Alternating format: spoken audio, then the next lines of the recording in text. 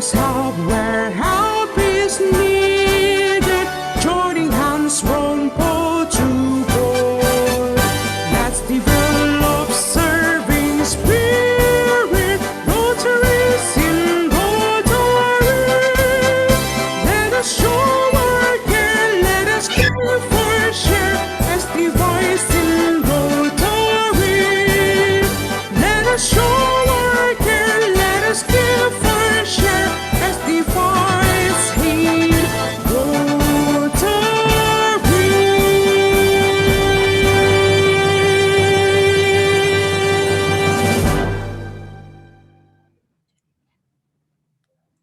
Oke. Ya, kita mulai ya pembahasan acara hari malam ini. Semua yang ingin bertanya bisa langsung menuliskan di chat. Nanti akan saya rangkum dan diberikan kepada Dr. Edi via WA ya dok ya. Ya. Yang sudah dirangkum nanti ininya pertanyaan-pertanyaannya. Mungkin itu saja. Mangga silahkan dimulai Dr. Edi Fadliana. Oke, bismillahirrahmanirrahim. Assalamualaikum warahmatullahi wabarakatuh. Salam sejahtera untuk kita semua. Yang saya hormati Dr. Gigi Mira Padmo, ini bos saya di Hermina. Mantan. Mantan. Saya juga rasanya kenal itu Ibu Hana. Ibu Hana yang saya hormati dulu mungkin di UNICEF ya Bu Hana itu kalau nggak salah. Iya betul. Ya, dulu saya di WHO collaborating dengan Prof. Anna Alisabana. Jadi rasanya sering ketemu sama Bu Hana waktu dulu ya, waktu lagi muda. Sekarang udah mulai rontok rambutnya. Ya baiklah kita sama-sama diskusi lah ya, sharing aja ini. Saya rasa yang terhormat semua anggota Rotary ini khususnya di Kota Bandung ini sudah banyak kegiatan-kegiatan yang sifatnya amal, terutama berkaitan dengan imunisasi. Ya, kalau imunisasinya lebih spesifik adalah banyak membantu imunisasi polio gitu ya. Pada waktu-waktu yang lalu juga kami pernah berkunjung ke Bio Farma, juga ketemu dengan tim dari Rotary itu yang akan membantu mensosialisasikan program-program imunisasi. Ya, mudah-mudahan jeripayah para anggota Rotary ini bermanfaat khususnya bagi masyarakat Indonesia. Izinkan saya share mengenai materinya.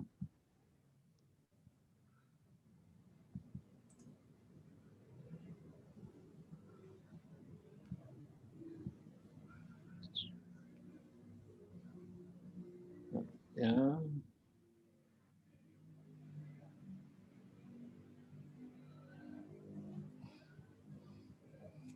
Mohon maaf ini lagi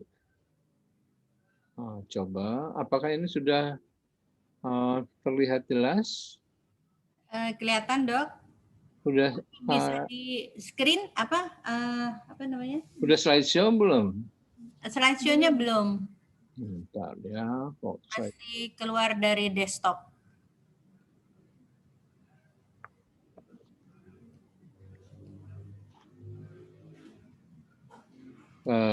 Aku cari slideshow-nya, kenapa kok nggak muncul ya?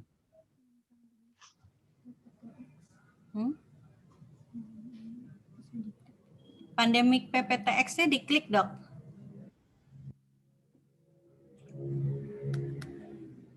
Coba. Pandemik PPTX. Oke, nah ini udah nih. Nah, oke ya, udah slideshow ya. Jadi kita mulai mengenai imunisasi. Ya. Belum dimulai, belum kita tampilannya. Belum slideshow? Kalau dokter udah ya? Udah. Oh. Belum slideshow, Your screen is closed. Atau ini power.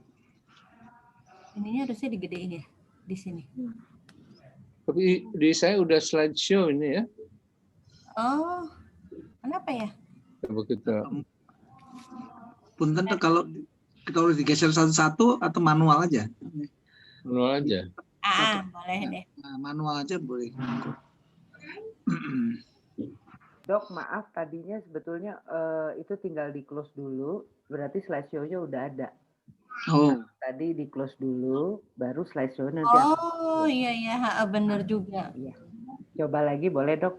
Iya, Terima kasih. Ya, udah tuh. udah Ya. selesai? Oke, good. Oke, makasih. Oke, ya kita Yuk. mulai. Terutama ini imunisasi kan kalau saat ini identik dengan anak ya. Padahal kalau imunisasi itu dari sejak bayi sampai manula itu yang belum menjadi masyarakat di kita tuh imunisasi seolah identik dengan anak gitu ya. Tapi sekarang setelah ada pandemi barulah terperanjat dewasa juga ingin diimunisasi. Nah, kita nanti bahas mengenai imunisasi pada anak, tapi terbuka kemungkinan juga kalau ingin tahu tentang imunisasi pada masa pandemi untuk dewasa, khususnya pada kaitan dengan vaksin COVID-19.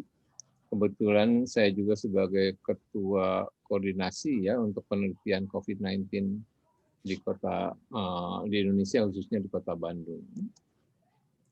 Nah, pada kegiatan ini materi yang akan kami sampaikan mengenai pertama keadaan pandemi COVID-19 itu seperti apa, kemudian dampak dari pandemi COVID ini terhadap perilaku khususnya orang tua. Kemudian nanti baru kita bahas mengenai imunisasi pada anak. Dan yang keempat juga kita sama-sama nanti supaya tahu apa sih manfaat imunisasi itu terhadap tubuh seorang anak, itu bagaimana sistem kekebalan tubuh itu terbentuk dengan cara imunisasi. Yang terakhir nanti pesan-pesan berkaitan dengan masa pandemi dikaitkan dengan imunisasi pada anak. Nah, kita dikejutkan ya dari bulan Desember tahun 2019 itu ada virus baru namanya coronavirus atau COVID-19 itu dinamakannya, yang bermula di kota Wuhan kalau nggak salah di Cina itu ya, dengan cepat menyebar dan mempunyai gejala klinisnya biasanya demam seperti radang paru-paru gitu ya, batuk pilek, gangguan pernafasan, sakit tenggorokan, letih dan lesu, dan sekarang juga yang lebih khas lagi, hilangnya rasa membau ya. Jadi kalau yang biasa minum kopi kok jadi kopinya nggak ada rasa bau kopi gitu ya, atau pakai minyak wangi kok nggak kerasa wangi apa-apa. Itu biasanya awal-awal virus corona menyerang seseorang itu sekarang pada umumnya adalah hilangnya rasa bau gitu ya. Nah, kalau kita lihat dari struktur virusnya tuh ini yang ciri khasnya itu seperti paku-paku itu adalah suatu protein dari virusnya. Jadi protein dari virus itu ada yang disebutnya spike, ada yang protein envelope-nya, ada yang membrannya dan nukleokapsid. Ini semua berperan untuk terjadinya atau sebagai antigen yang menyebabkan pada manusia itu kematian gitu ya. Nah, berkaitan dengan pengembangan vaksinnya itu nanti dari bagian-bagian virus inilah justru yang bermanfaat untuk menimbulkan antibodi pada seseorang. Nanti akan kita bicarakan. Nah, dari bulan Desember, 30 Desember itu ya, pastinya itu dari Cina mulai dari Wuhan itu menyebar ke berbagai negara yang disebut dengan pandemi, sehingga pada bulan April itu sudah dinyatakan sebagai pandemi. Dengan cepatnya ini ciri khas dari virus COVID-19 ini menyebar dengan sangat luar biasa cepatnya, walaupun memang angka kematiannya relatif lebih rendah. Kalau kita lihat trennya sampai saat ini, bahwa memang yang paling hebat itu di daerah Amerika, ya, kasusnya demikian tingginya. Kalau kita lihat trennya juga belum ada tren untuk menurun. Dan yang lainnya adalah di Asia Selatan, di Eropa, gitu ya, di Afrika memang lebih sedikit di Afrika ya, tapi pada umumnya di Amerika yang paling banyak sampai saat ini. Kalau kita lihat angka kematiannya juga paling banyak itu secara kumulatif itu di Amerika sudah mencapai 414.326.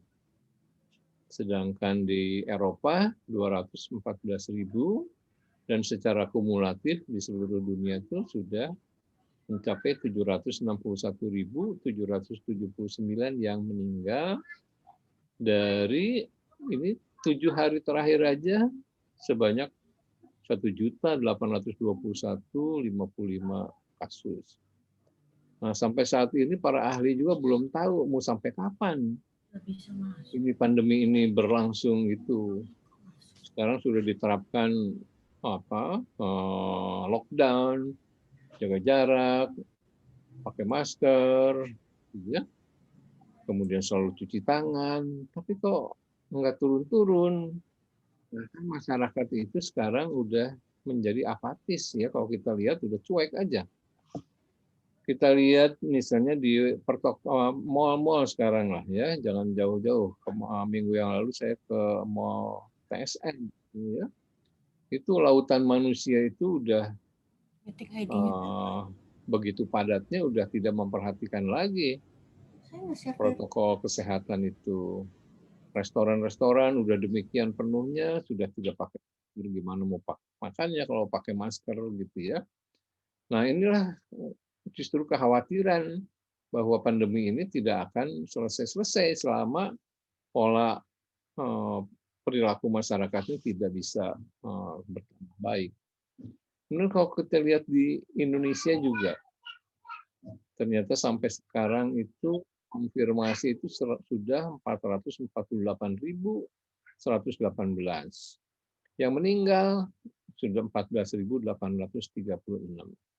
Kalau silakan mencek hari ini di Rumah Sakit Hasan Sadikin khususnya, untuk penanganan COVID-19 itu sudah full. Tempat tidurnya sudah nggak ada yang bisa menampung lagi.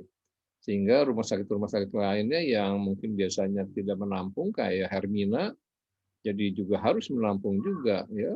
Saya dengar juga di Boromius juga demikian, di rumah sakit lainnya sekitar Bandung pun sekarang sudah dipenuhi oleh pasien-pasien COVID-19 ini.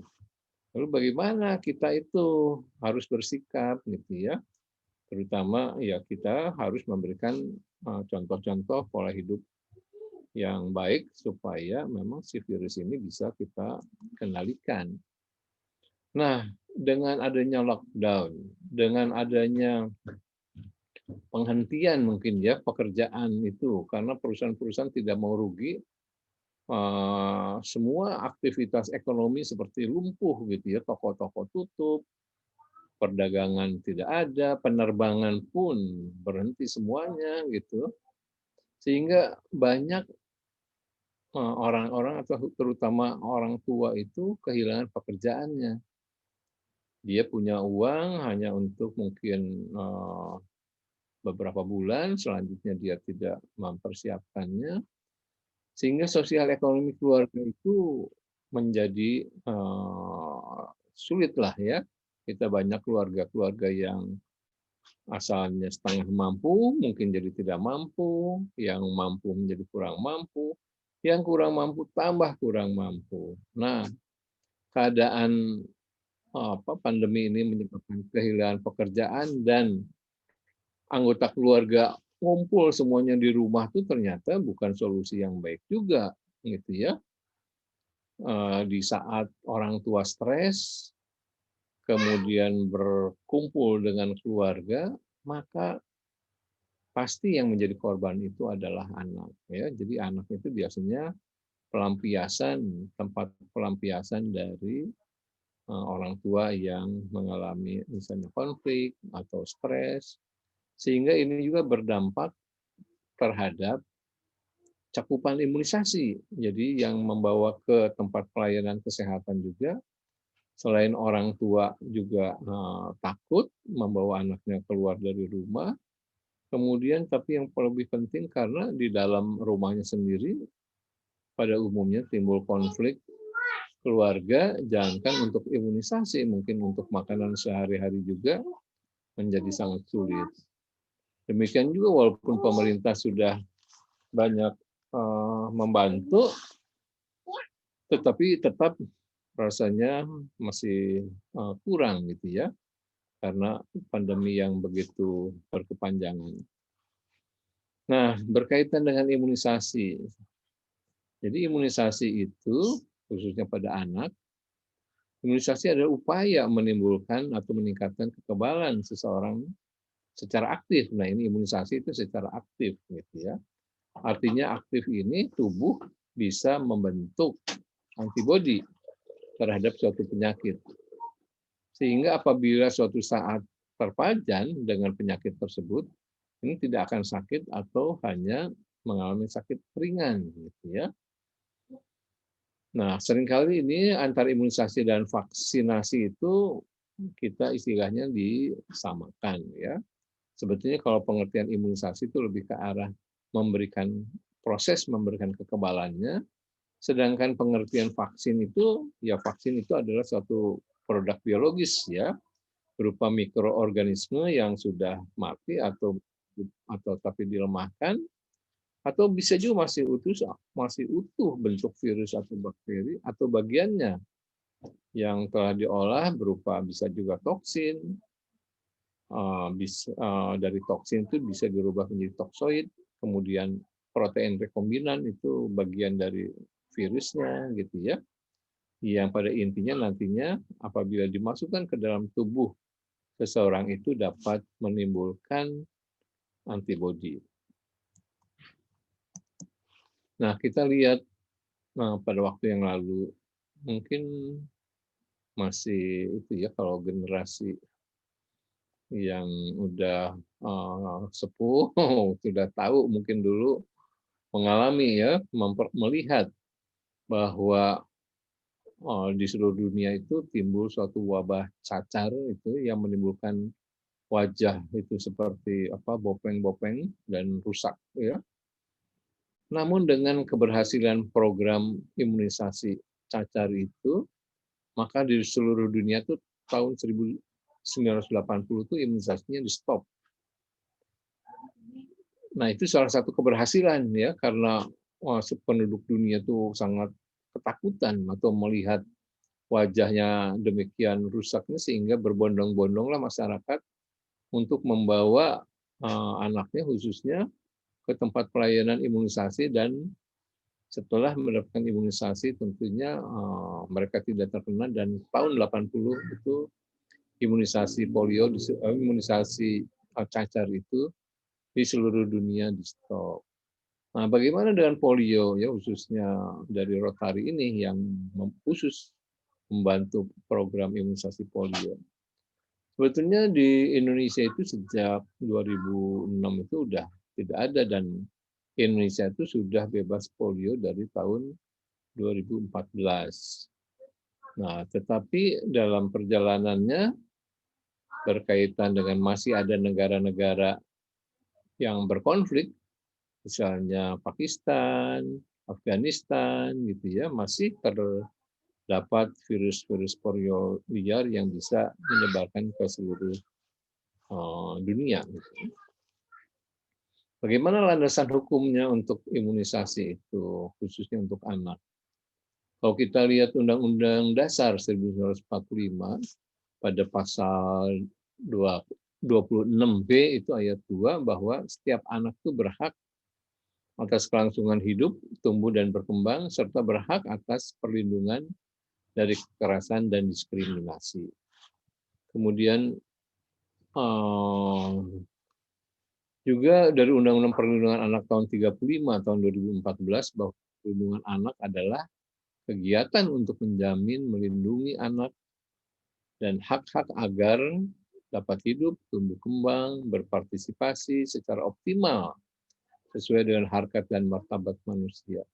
Demikian juga pada Undang-Undang Kesehatan Nomor 36 Tahun 2009 dan pada Undang-Undang Pemerintah Daerah Nomor 23 Tahun 2014 bahwa pemerintah daerah itu harus memprioritaskan urusan pemerintah yang wajib yang berkaitan dengan pelayanan dasar dengan berpedoman pada standar pelayanan minimal yang ditetapkan oleh pemerintah pusat, diantaranya adalah imunisasi.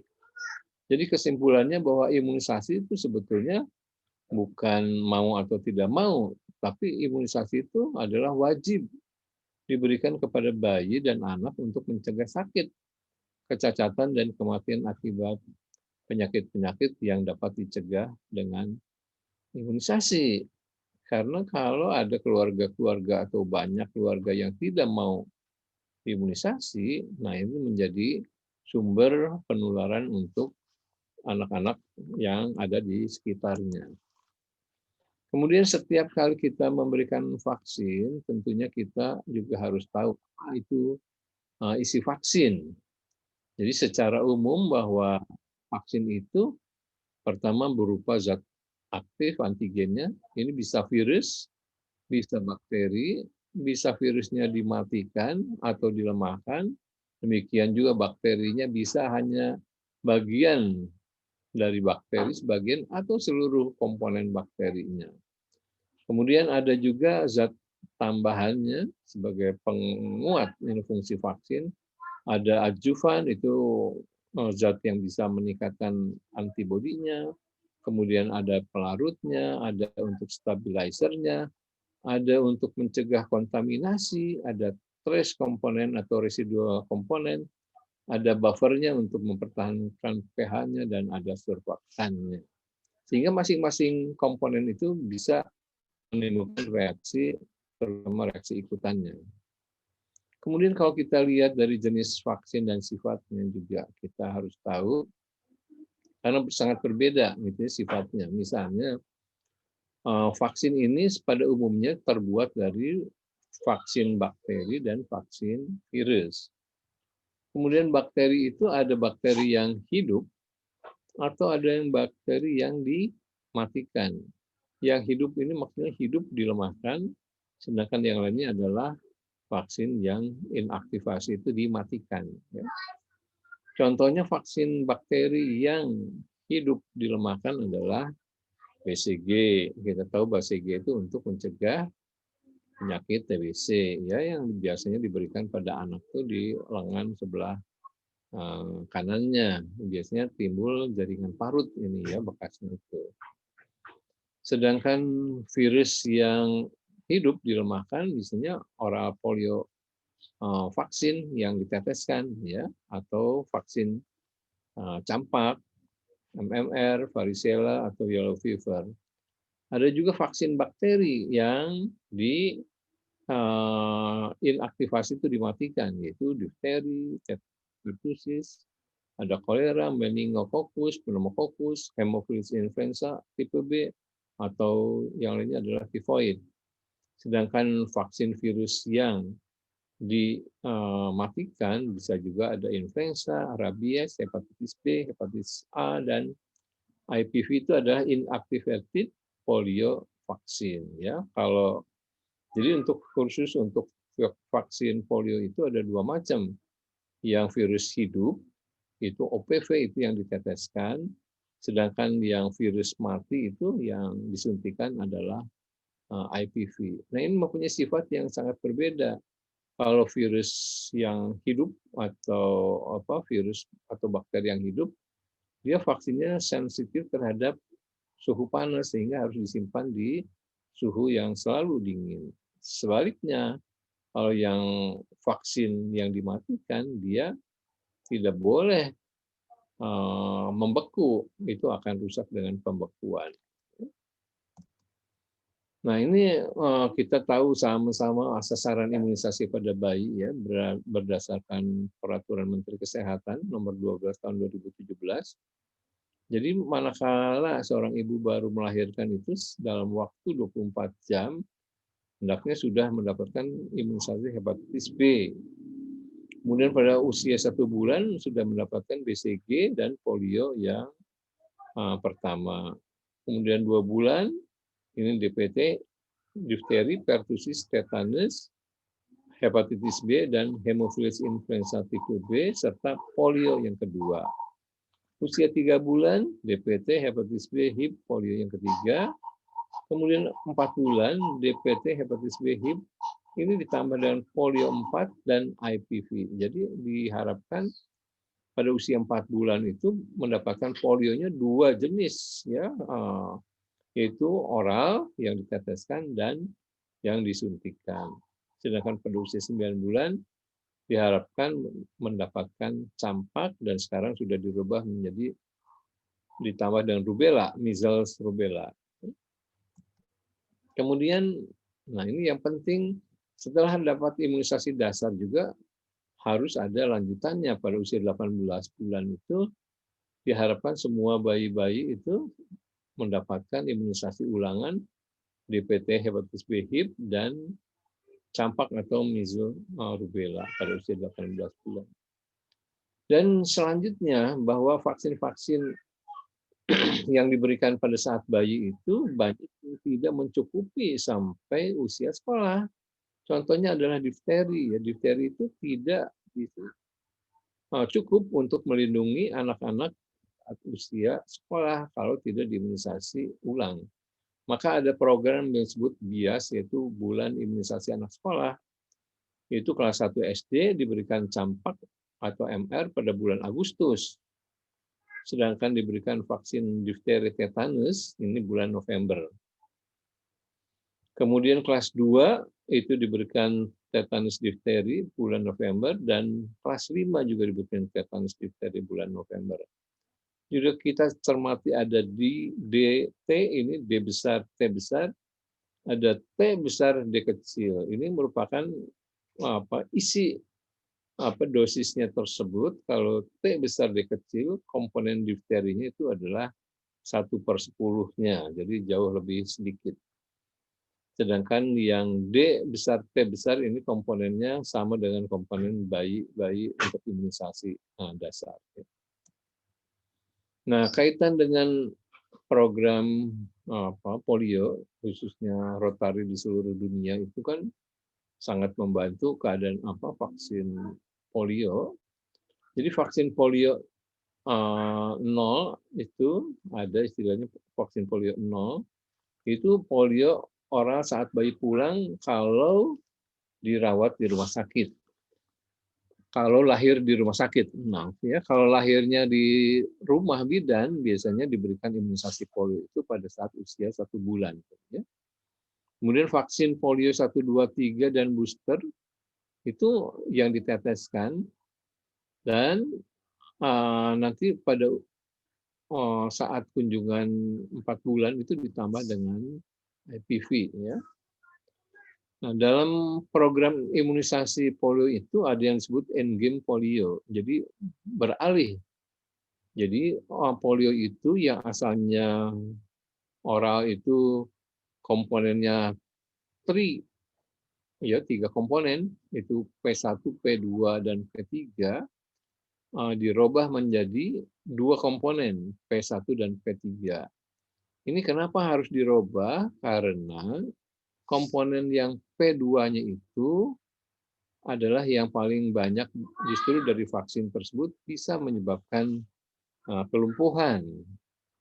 Dan dunia sudah bebas dari P2 sehingga P2 itu dikeluarkan, sehingga vaksin selanjutnya yang diteteskan itu berupa POPV. Jadi komponennya P1 dan P3. Sedangkan seluruh TOPV sejak tahun 2016 itu sudah ditarik dan dimusnahkan. Sampai saat ini rekomendasi yang itu adalah mengenai imunisasi polio itu paling sedikit sudah ditambah 1 dosis IPV dalam masa transisi ini. Nah, mungkin peran dari rekan-rekan Rotary juga bisa fokus ya, bahwa pemerintah itu tampaknya tidak mampu membeli atau menyiapkan vaksin IPV secara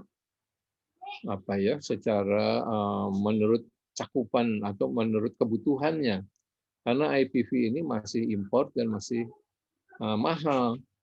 Sedangkan kebijakan di seluruh dunia kita harus berubah ke IPV, tetapi pemerintah tidak sanggup untuk memenuhi vaksin IPV ini, sehingga pada saat ini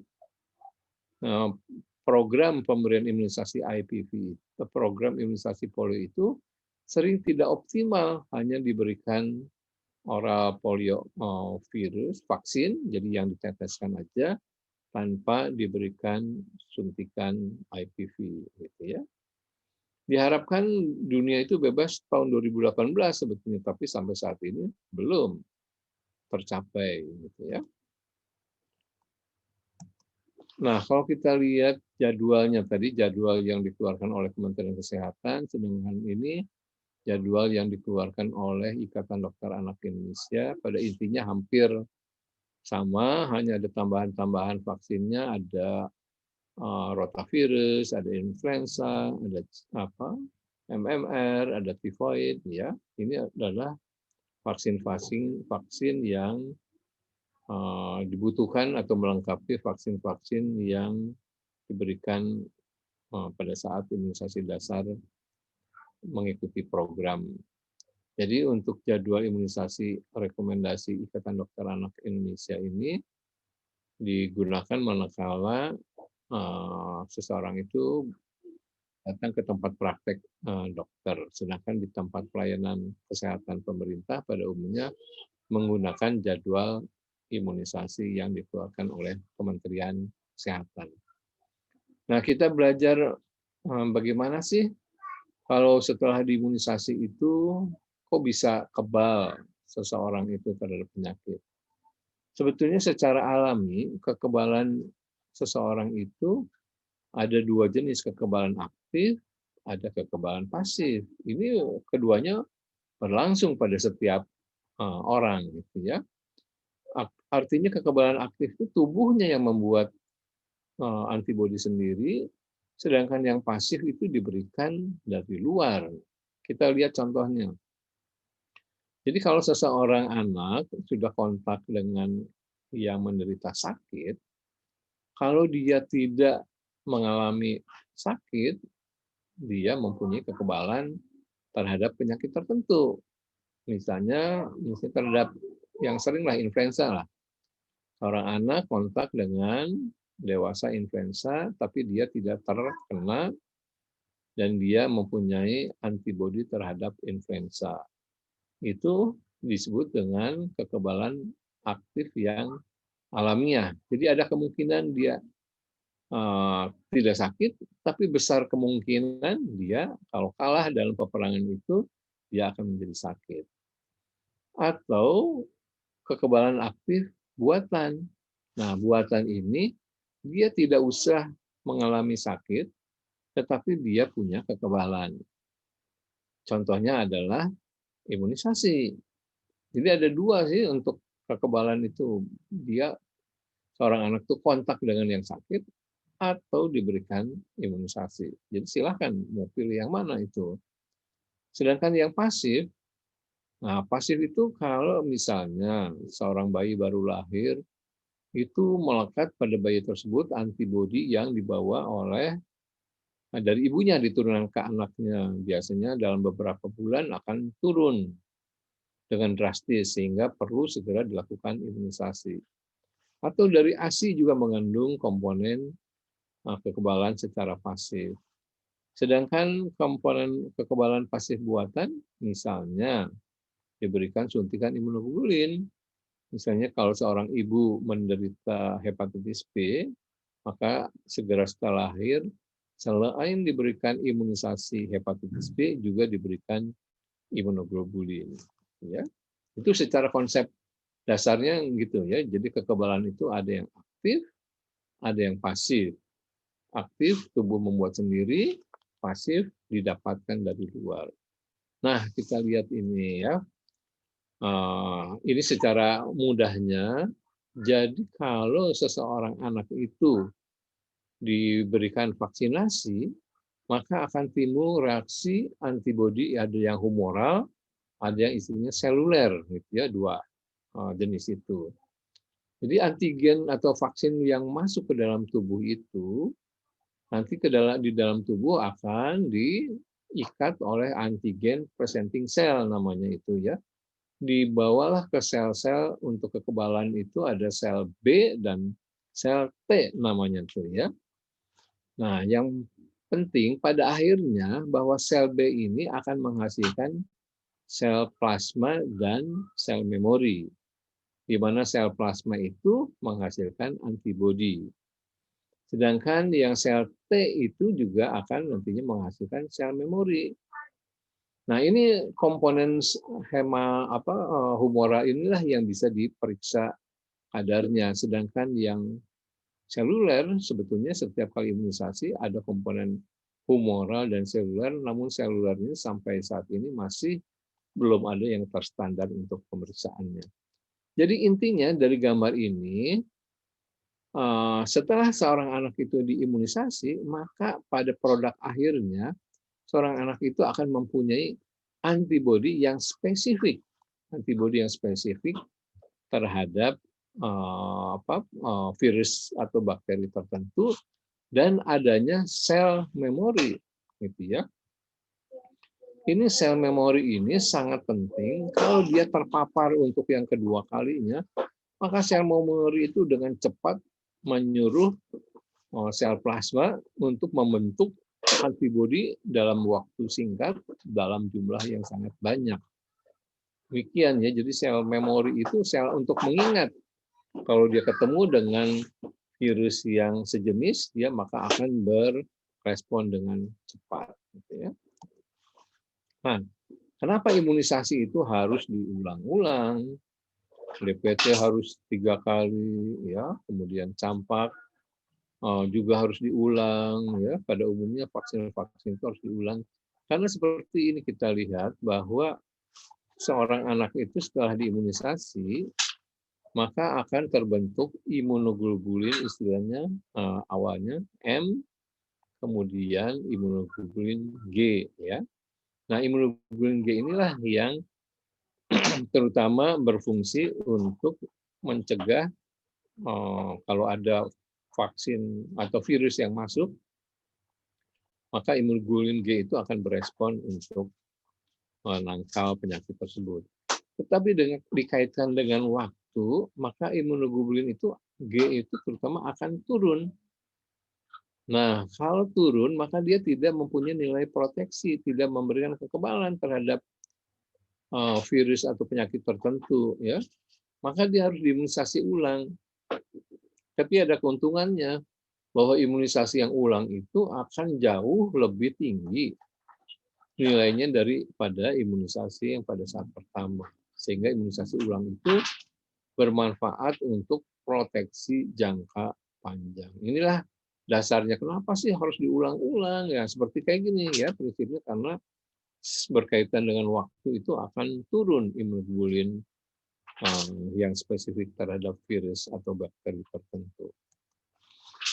Nah, setiap kali kita melakukan imunisasi itu, program-program imunisasi itu hanya akan bermanfaat untuk menurunkan angka kematian, menurunkan angka kejadian, manakala imunisasi tersebut cakupannya tinggi, gitu ya. Jadi pada umumnya cakupan imunisasi itu harus di atas 80%. Kenapa harus 80%? Seperti kita lihat yang paling atas, ya. Ini yang merah ini adalah anak yang yang menderita sakit. Anak yang menderita sakit sedangkan populasi sekitarnya tidak diimunisasi, maka dampaknya apa? Sebagian besar anak itu akan menderita sakit dan sebagian kecil aja yang tidak menderita sakit, ya. Tetapi kalau imunisasi tidak optimal, ini ya contohnya ya, yang merah ini yang sakit, maka yang menderita sakit juga tetap akan banyak, tapi tidak sebanyak yang pertama. Nah, diharapkan dengan cakupan 80% ini, itu mengikuti yang ketiga ini, bahwa sebagian besar anak-anak diimunisasi, sehingga anak-anak yang tidak diimunisasi pada populasi tersebut terlindungi oleh anak-anak yang sudah diimunisasi. Sehingga angka kejadiannya akan turun dan angka kematian pun akan menurun. Itu ya, jadi konsepnya yang disebut dengan herd immunity atau kekebalan komunitas atau kekebalan kelompok. Nah, bagaimana perilaku masyarakat itu terhadap imunisasi? Ini ada satu hipotesis dari seorang ahli menyatakan bahwa kalau terjadinya suatu penyakit tertentu, misalnya kita lihat dulu waktu penyakit cacar, ya, penyakit cacar sangat tinggi, maka orang berbondong-bondong lah untuk melakukan imunisasi. Tetapi dengan cakupan yang tinggi, tentunya reaksi simpang dari vaksin itu misalnya adanya demam, nyeri otot, atau lemas, itu jumlahnya akan tinggi dan itu menimbulkan kekhawatiran atau hilangnya kepercayaan, maka imunisasi itu menjadi rendah ya cakupannya. Dengan cakupan yang rendah maka terjadilah kejadian luar biasa, KLB atau letupan penyakit lagi. Sehingga masyarakat itu sadar kembali untuk membawa anaknya atau dia sendiri untuk imunisasi. Nah, barulah terjadi nantinya eradikasi. Jadi kita harapkan bahwa semua vaksinasi itu tujuan akhirnya adalah eradikasi. Eradikasi itu adalah lenyapnya penyakit itu dari muka bumi. Dan itu telah terbukti dengan vaksin cacar. Jadi kita harapkan untuk beberapa tahun ini kita eradikasi polio ya.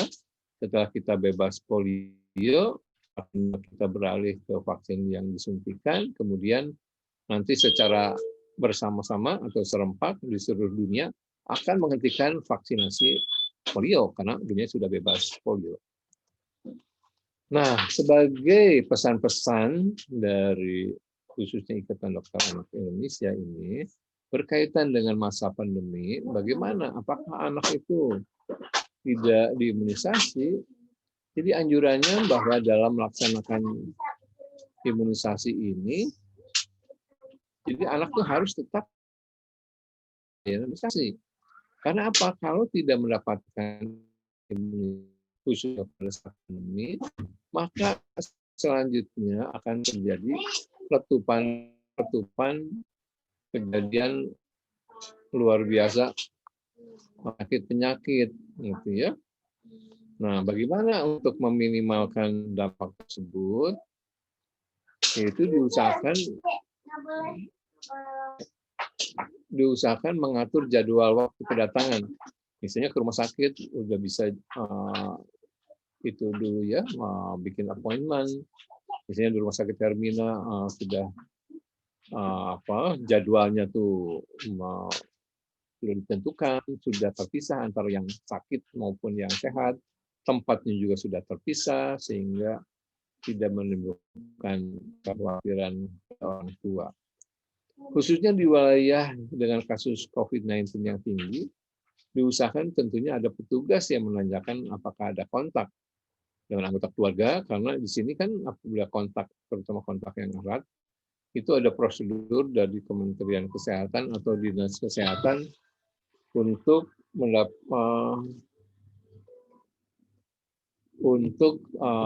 membawa anaknya atau orang yang kontak tersebut dibawa untuk dilakukan prosedur pemeriksaan swab, gitu ya. Kemudian juga ada program untuk isolasi mandiri. Nah, apabila tidak ada kontraindikasi, maka imunisasi harus disesuaikan dengan jadwalnya.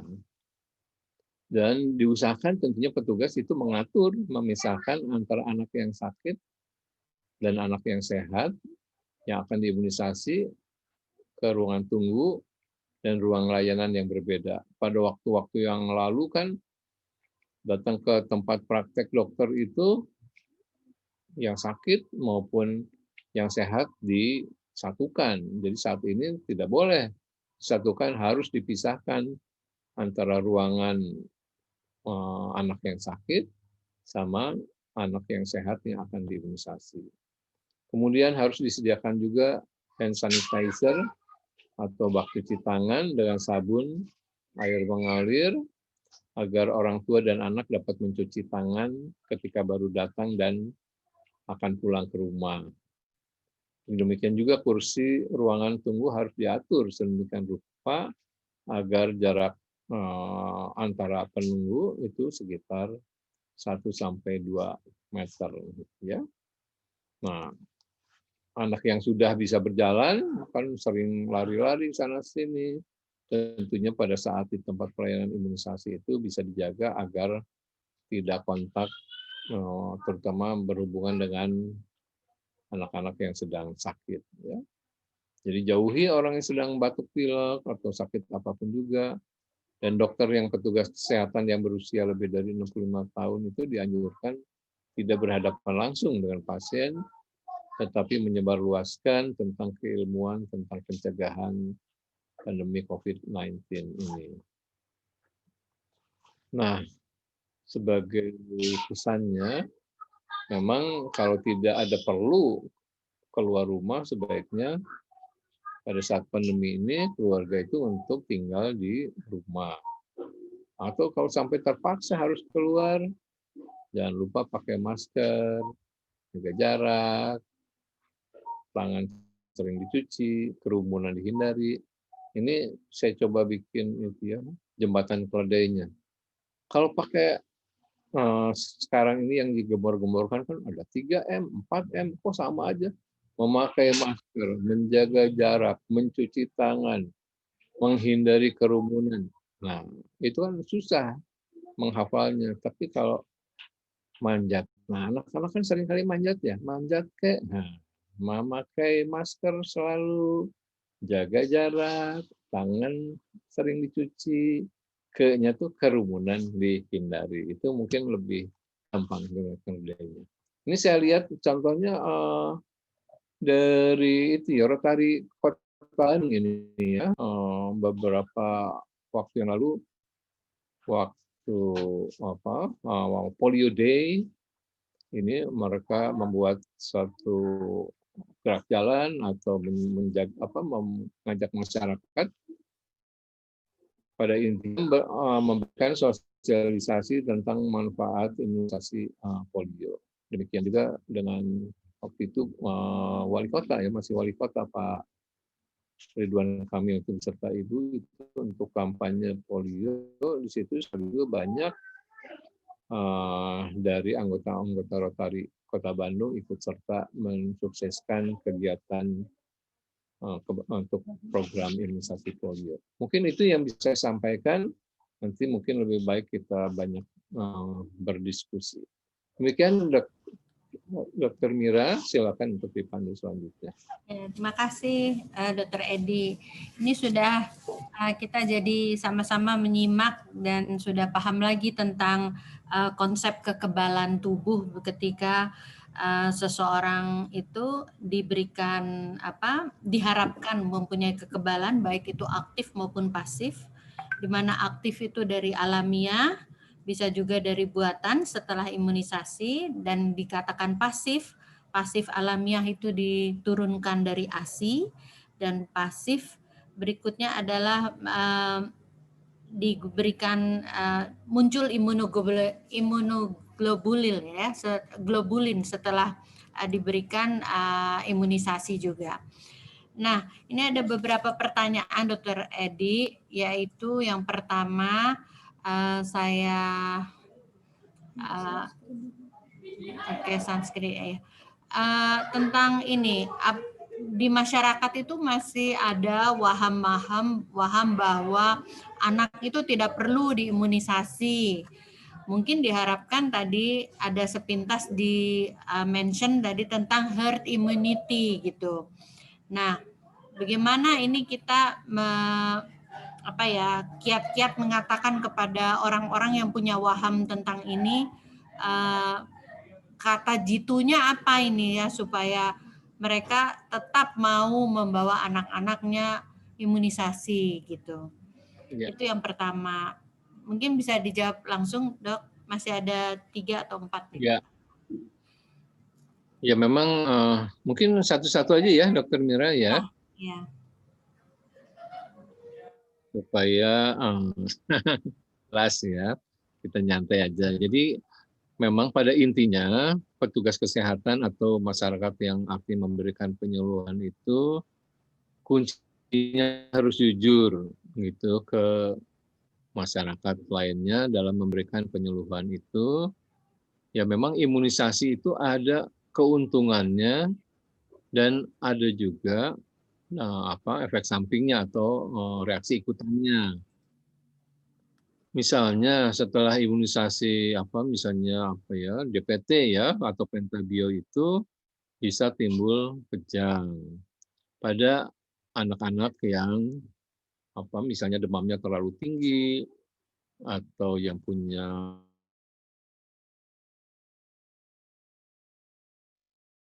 itu sebetulnya bisa juga menimbulkan suatu shock anafilaktik vaksin apapun itu. Nah, kejadiannya itu memang sekitar 1 berbanding 1 juta.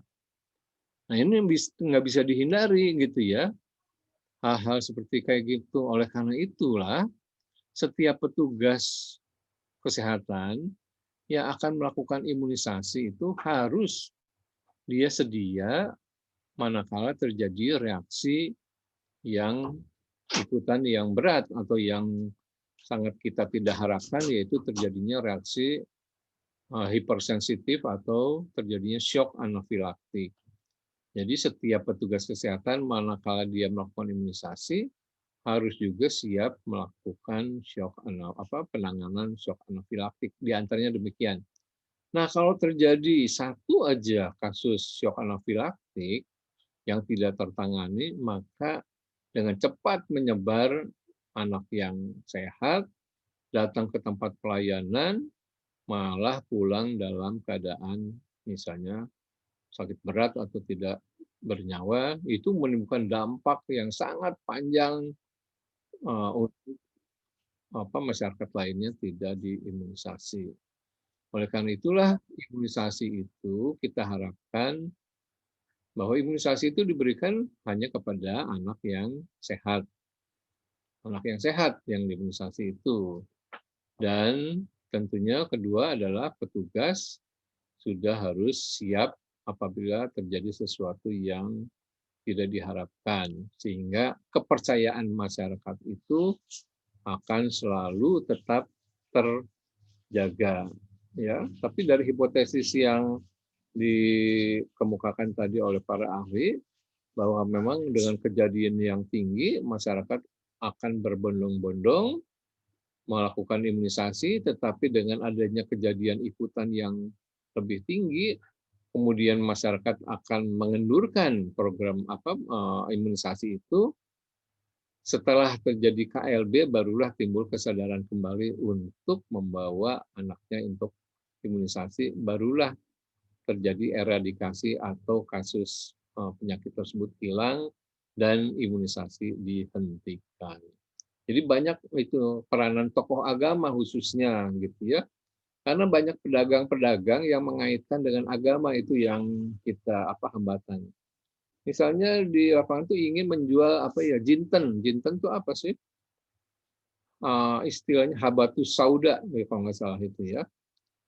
Dia mengklaim bahwa semua penyakit itu obatnya itu habatus sauda, jinten, padahal mau jualan aja. Jadi mempromosikan tidak usah diimunisasi, gunakanlah jinten itu.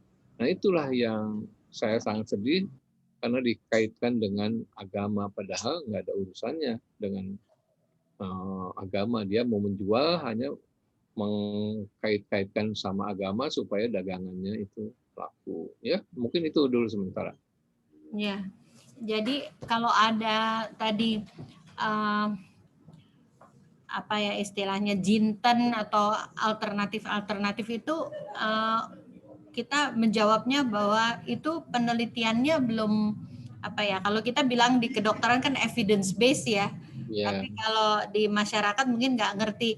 Jadi mungkin harus ada penelitian yang mendasar dan resmi gitu ya, Dok ya. ya betul. Jadi kita jangan apa istilahnya berjudi dengan nasib anak. Ya, Karena belum tentu nanti obat-obatan itu betul manfaatnya, malah nanti anak kalau kena virus akibatnya malah fatal gitu ya, Dok ya. atau Jadi kita itu kompromi aja, silakan itu misalnya dianggap sebagai suplemen. ya, Itu yang kita nggak terlalu itu ya, malah terlalu kontradiktif. Itu iya. suplemen, jadi imunisasi tetap. Silakan mau menggunakan suplemen. Kalau memang itu kita anggap tidak berbahaya gitu ya, silakan suplemen itu digunakan, tapi tetap dilakukan imunisasi supaya ada kompromi lah, tidak terlalu Kompromi ya. Tapi berbenturan. kalau dilihat dari undang-undang berarti itu orang yang tidak ini undang-undang itu kan wajib ya. Ini Wajib. ada anggota DPR di sini DPRD Pak Erik. Oh, Jadi iya. ada undang-undang Pemda, ada undang-undang anak. Jadi kalau orang tua yang tidak melakukan membawa anaknya imunisasi itu sebetulnya melanggar undang-undang ya, Dok ya. Ya betul, bahkan ada undang-undang tentang wabah itu ya, jadi wajib itu anak itu diimunisasi karena kalau enggak kan dia membahayakan untuk orang lain, Lain tuh. gitu ya. Tetapi ya penerapannya kan sulit ya di lapangannya, orang tidak diimunisasi kemudian dikenakan sanksi hukuman misalnya, Ya, agak ada susah. sampai saat ini gitu ya. Sanksi sosial. Ya lebih kalah kesadaran ya, supaya kesadaran Ya. masyarakat. Tetapi sebetulnya landasan hukumnya sudah cukup kuat. Ya, Dok, berikut nih ada pertanyaan tentang lansia nih, Oh walaupun iya, ini boleh, boleh ya. boleh. Ada yang beranggapan bahwa lansia itu vaksin untuk lansia itu tidak dipersiapkan, gitu. Dengar-dengar nih. Nah, jadi seolah-olah lansia itu tidak diprioritaskan ini di dalam COVID-19. Nah, ini lalu bagaimana ini para lansia sebaiknya gitu. Jadi merasa itu ya nggak dipikirkan gitu ya. Iya, kita udah lansia ini, Dok. Jadi ini ya kebetulan yang vaksin yang dari Sinovac itu yang sekarang lagi diuji coba di Kota Bandung itu usia 18 sampai 59 gitu. Apakah ada yang di atas 59? Ada itu ya.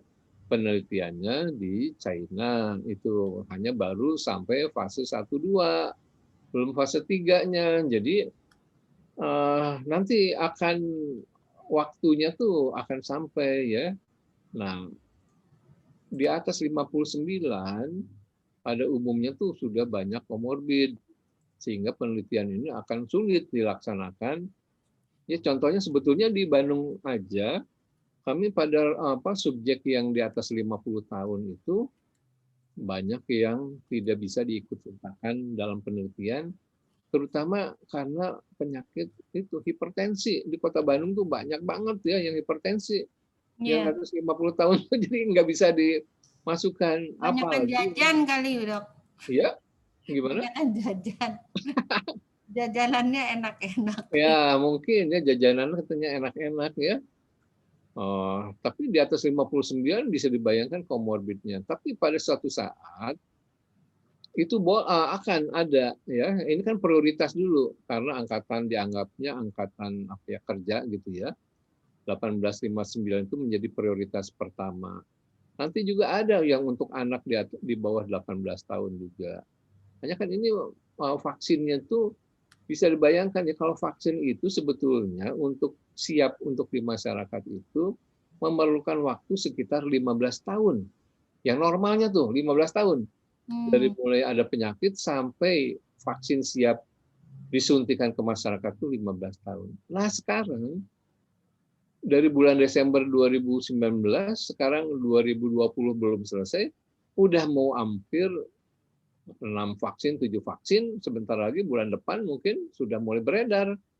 Itu karena dipercepat gitu ya, penelitian-penelitian itu dengan standar WHO saat pandemi menjadi sangat diperpendek ya masa penelitian itu, yang asalnya 15 tahun cukup dengan 1 tahun itu saat ini bisa jadi produk.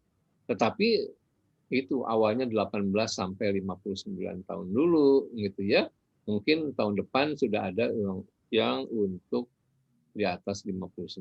Jadi jangan merasa kecil hati ya, pasti 59 ke atas juga diperhatikan. Iya, Dok.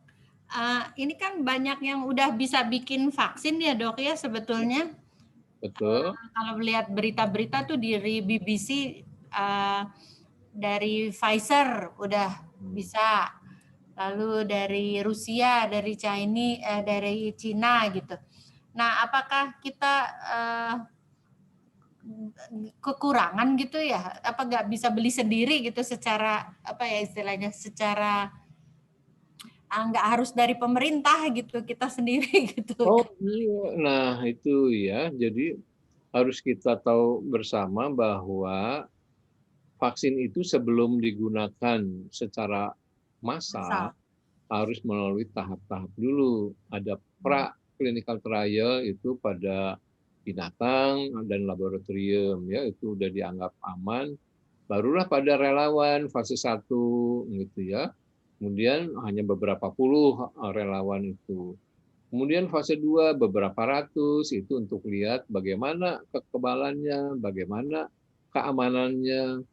Baru selanjutnya fase 3. Fase 3 itu lebih dari 10.000 subjeknya untuk melihat efikasinya. Efikasi itu jadi kelompok yang mendapatkan vaksin dan dibandingkan kelompok placebo, apakah betul yang kelompok vaksin itu lebih tahan gitu ya terhadap paparan virus itu. Nah, setelah itu terbukti baik, barulah boleh diberikan secara massal gitu ya. Setelah fase 3 itu juga nanti ada fase 4. Kalau fase 4 itu sudah diberikan secara luas, jadi post marketing surveillance untuk menjaring juga kalau ada kejadian ikutan yang jarang-jarang bisa terpantau gitu ya. Nah, oleh karena itulah kita harus bersabar. Gitu ya, kita bersabar itu setelah fase 3 itulah baru vaksin itu boleh diberikan secara massal. Sampai saat ini, sampai hari ini belum ada satu vaksin pun yang sudah lulus fase 3. Jadi kalau sekarang ada vaksin untuk diberikan, ya itu dipertanyakan. Itu masih percobaan ya, Pak Dok? Iya, izinnya dari mana gitu ya? Belum ada izinnya.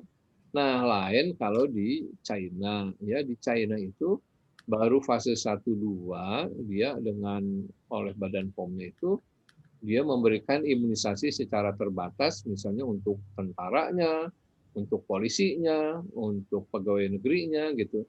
Itu kewenangan dari Badan POM negara masing-masing. Tapi WHO tidak demikian. WHO mensyaratkan fase 3 itu minimal sudah berjalan 2 bulan. Jadi nanti ada namanya interim analysis. Jadi ada emergency use of authorization. Jadi pemberian izin secara terbatas dengan waktu terbatas karena saat pandemi ini gitu ya, boleh itu diberikan sambil menunggu aspek yang tadi itu fase 3 selesai sehingga bisa diberikan secara massal. Ya, baik. Jadi kita harus nunggu fase 3 selesai, fase 4 selesai, semakin lansia ya Dok. Lansia memang harus bersabar. Berikut ini dari PP Hana, Dokter Hana. Sudah tercatat bahwa di Posyandu dan Puskesmas saat ini imunisasi menurun. Ya, betul. Khawatirkan akan terjadi lagi itu nanti penyakit-penyakit rubella, TBC, dan lain sebagainya. kira-kira apa nih Dok tindakan dari IDAI atau ada gerakan lagi gitu yang diharapkan bersama-sama masyarakat secara besar-besaran supaya sadar lagi gitu, bagaimana Dok? Ya, ya. Ini Bu Hana ini sebetulnya guru saya ya, Ibu Hana ini. Iya Dok. Dulu ya, sama-sama kita bekerja untuk vaksin. Ya Bu Hana yang saya hormati itu memang dari Ikatan Dokter Anak Indonesia kan tadi memberikan pesan-pesan bahwa keadaan pandemi ini bukan alasan tidak membawa anak untuk imunisasi. Karena kalau anak tidak diimunisasi akan terjadi ledakan. Dan itu bisa kita perkirakan ya. Sekarang ini kan cakupan imunisasi di posyandu, di rumah sakit itu menjadi jauh lebih rendah. Dan kita tinggal tunggu aja. Dalam 1-2 tahun akan terjadi ledakan lagi, difteri, gitu ya. Tetanus, pertusis, campak, itu akan pasti akan terjadi, gitu ya. Karena tidak bisa dihindari. Orang bawa keluar rumah kan takut gitu ya, sehingga memang solusinya memperkecilnya itu adalah di posyandu juga pelayanan imunisasi itu dengan cara tetap menjaga tadi itu ya pola social distancing-nya, memakai maskernya gitu ya, sehingga pelayanan itu bisa dilakukan. Dan saya lihat di beberapa puskesmas sudah melakukan gitu. Jadi imunisasinya itu sudah terjadwal. Hari ini imunisasi BCG untuk 20 orang. Anaknya namanya ini. Besok lusanya untuk campak sekian orang udah terjangkau. Nah, seperti gitu. Tapi memang menjadi tidak optimal karena cakupannya menjadi tidak tinggi.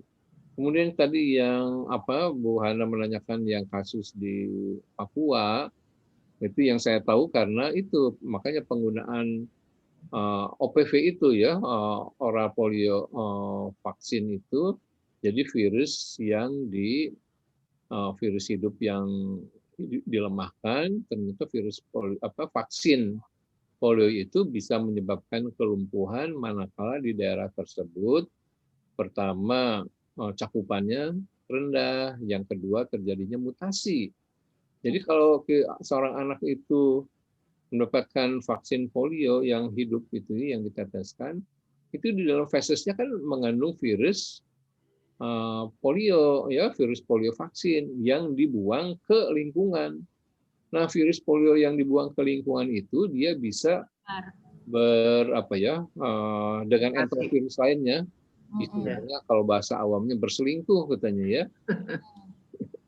Berselingkuh nanti menjadi virus liar lagi dan menyerang pada anak-anak yang tidak diimunisasi. Itu menyebabkan kelumpuhan. Itu seperti di Papua kayak gitu. Iya Dok. Oke. Satu lagi Dok ya.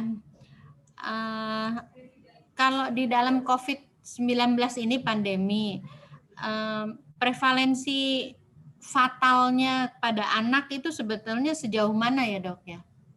Kejadian pada anak? Iya. Pada anak berakibat fatal sampai meninggal. Nah, justru itu ya, pada anak itu relatif jarang. Jarang kan? Jarang ya, jadi dibandingkan dewasa itu sekitar 3% lah pada anak itu. Jadi virus polio, virus COVID ini, ciri khasnya dia menyebar secara cepat dan luas. Tetapi punya kekhasan lain adalah sebetulnya menimbulkan kematiannya rendah lah COVID ini. Itu ya hanya sekitar ya kurang dari 3% lah menimbulkan kematiannya. Tapi yang bikin heboh tuh karena penyebarannya tuh demikian. Daya tularnya tinggi. Daya tularnya kita lihat kan ya, orang ya misalnya klaster-klaster ya, datang ke gereja, berapa puluh orang. Datang ke dansa, berapa puluh orang yang terkena. Sekarang kena klaster pernikahan. Ya, pernikahan, restoran, mungkinnya keluarga, sekarang tuh. Kantor masih pertama. Ya, gitu. Jadi sebetulnya ke anak itu, karena anak-anak remaja kan banyak yang OTG. Nah itu yang saya tanya, anak kecil ternyata lebih kecil lagi ya Dok ya? Ya, lebih kecil gitu ya. Kecil, sehingga fatal. Nah, mungkin kalau untuk meningkatkan imunisasi tadi di Puskesmas dan Posyandu saya jadi terpikir biasanya itu kan di kecamatan, di daerah-daerah pemukiman yang padat, itu kader biasanya ya dok ya, kader Betul. KB yang keliling, surveillance, dia punya catatan anak balita di Ya. RT RW-nya Betul. mana, itu yang dikejar-kejar, ayo Bu, didatengin rumahnya, ayo belum imunisasi. Nah, mungkin sekarang para kader inilah tidak berani keluar karena takut ini. Nah, itu berarti kader-kader itu yang perlu APD seperti tenaga Nah, itu kesehatan. betul. Ya, Mungkin kalau APD-nya mencukupi, para kader mau lagi keluar keliling. Kalau Iya. sekarang kan mereka khawatir ya. Kalau kita lihat Posyandu juga kan banyak yang tutup sekarang. Iya, itu dia.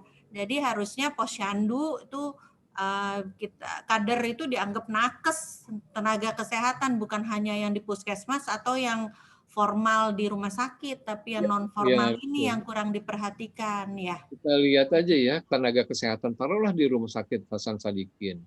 Itu dalam menangani pasien yang diduga COVID itu dengan APD yang levelnya cukup lengkap lah ya. Ya, level 3 ya dok ya. Ya, level 3 gitu. Tapi waktu di swab, yang saya lihat itu dari 1.000 tenaga kesehatan itu ada 14 lah yang positif COVID. Termasuk residen. Terpapar ya, residen itu. Nah, itulah yang itunya mereka daya tularnya tuh dengan APD lengkap pun kok masih pada bisa terkena. Saya perhatikan juga, tapi kalau lihat taruhlah residen gitu ya, setelah jaga di emergensi dengan baju yang demikian tebal, panas gitu ya. Kemudian selesai jaga di emergensi itu mereka kan membuka baju biasa, lapar, datang nongkrong-nongkrong di restoran gitu ya. Jadi kalau menurut saya kemungkinan besar terpaparnya itu bukan di rumah sakit, tapi di lingkungan, karena di lingkungannya mereka udah nggak pakai APD lagi, nggak pakai masker, makan kumpul-kumpul ya. Justru kemungkinannya itu adalah dari lingkungan, bukan dari rumah sakit. Betul. Oke, terima kasih. Dok, sebelum ditutup saya punya grafik ya, mungkin bisa di-share. Sebentar grafiknya. Untuk sebagai pengingat ini, kadang-kadang orang mengatakan bahwa dia di rapid negatif dan sudah tenang bahwa dia itu tidak membawa atau tidak terinfeksi COVID-19. Nah, padahal dari jubir dari gugus apa itu ya dok namanya tuh? Gugus tugas. Gugus tugas percepatan ini ya penanggulangan itu jubirnya mengatakan bahwa masa inkubasi atau masa dari tertular sampai keluar gejala itu di Indonesia 5 sampai 6 hari ya dok ya. Iya, betul. Nah, jadi kalau misalnya tertular lalu dia dilakukan rapid sebelum 5 sampai 6 hari masih kemungkinan negatif rapidnya ya dok ya. Nah, inilah ya. Jadi sebetulnya dengan rapid itu akan membingungkan loh. Misalnya dengan rapid reaktif ya, reaktif. Taruhlah IgM. Kalau IgM itu memang dia lagi sakit. Terus kalau IgG kan sebetulnya kesimpulannya bahwa dia tuh punya kekebalan gitu ya. Tapi kan kalau kita lihat di dalam sehari-hari yang rapid reaktif tuh nggak lihat mau IgM mau IgG, pokoknya dia harus ditindaklanjuti dengan di swab. Nah, oleh karena itulah kalau saya menghimbau jangan rapid. Kalau untuk screening itu swab. Swab yang paling. Karena menyesatkan kalau menurut saya itu basa-basi ya dok. Iya banyak false positif maupun false negatif. False negatif yang banyak. Iya false negatifnya itu membingungkan lah itu dengan pemeriksaan rapid itu orang jadi nggak bisa berangkat naik pesawat orang nggak bisa. Yang baiknya adalah swab. Tapi karena mahal itu ya.